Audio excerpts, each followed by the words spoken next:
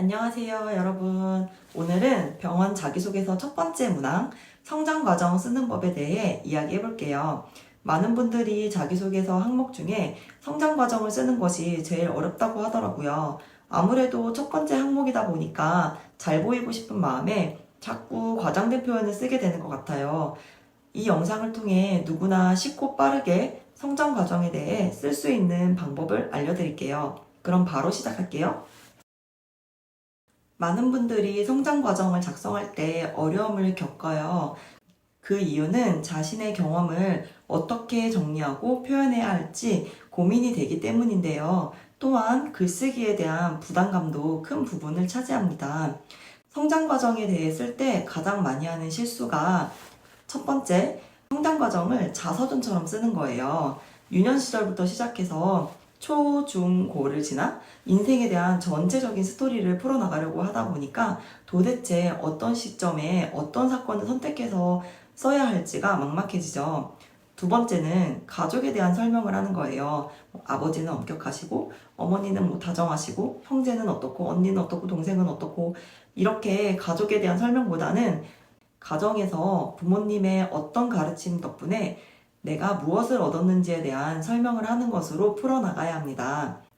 세 번째는 특별한 경험만 찾다가 단점을 부각시켜버려요.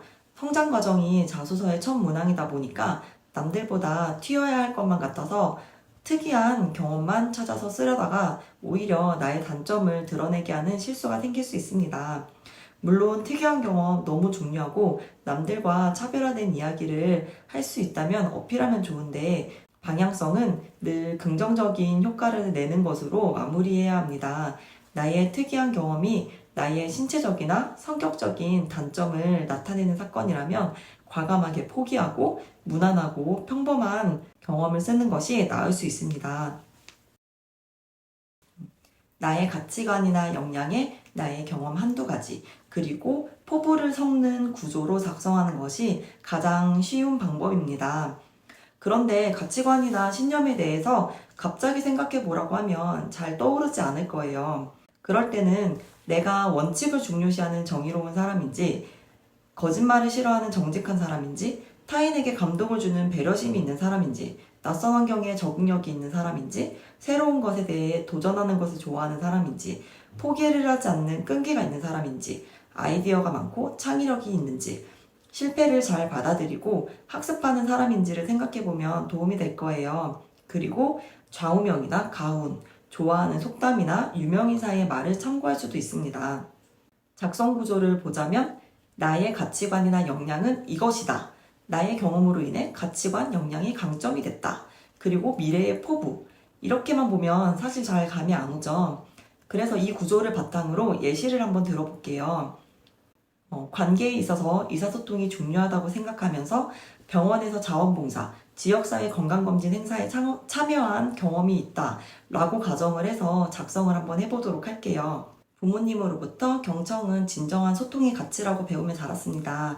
고등학교 시절 저는 지역사회 병원에서 자원봉사자로 일하였습니다. 외래 환자 대기실에서 환자들을 안내하는 역할을 통해 경청의 중요성을 깊이 체감하게 되었고, 환자들이 신뢰하고 의지할 수 있는 간호사의 존재가 얼마나 중요한지를 깨달았습니다. 또한 지역사회에서 주최한 건강검진 행사에 참여하여 주민들의 건강 문제에 대한 고민을 들어드리고 필요한 정보를 제공하였습니다. 저의 도움을 받은 환자분께서 이야기를 들어주어 위로가 되었다라고 하셨을 때 큰 보람을 느꼈습니다. 이러한 저의 경험은 환자의 입장에서 생각하고 환자의 필요에 맞는 의료 서비스를 제공하는 데에 도움이 될 것입니다. 성장과정 작성할 때 주의해야 할 것은 과장하거나 거짓된 내용을 작성하지 마세요. 진솔함이 가장 중요합니다. 구체적인 사례와 경험을 통해 여러분의 이야기를 풍부하게 만드세요. 자기소개의 전체의 흐름과 일관성을 유지하세요. 성장 과정은 다른 항목들과 자연스럽게 연결되어야 합니다. 자기소개서의 다른 항목들은 직무 관련된 항목들이 많은데 성장 과정은 유일하게 나에 대한 이야기를 자유롭게 쓸 수 있다는 항목이라는 점에서 한번 잘 작성해 놓으면 두고두고 복사 붙여넣기가 가능하다는 점에서 가성비가 좋은 항목인 것 같아요. 왜 자기소개서 첫 문항이 직무 관련된 것이 아니라 하필 성장 과정일까요?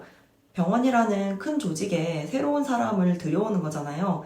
이 사람이 우리 조직에 잘 적응할 수 있는지를 그 사람이 살아온 배경을 통해서 보는 거예요. 내 배경이 궁금한 거죠.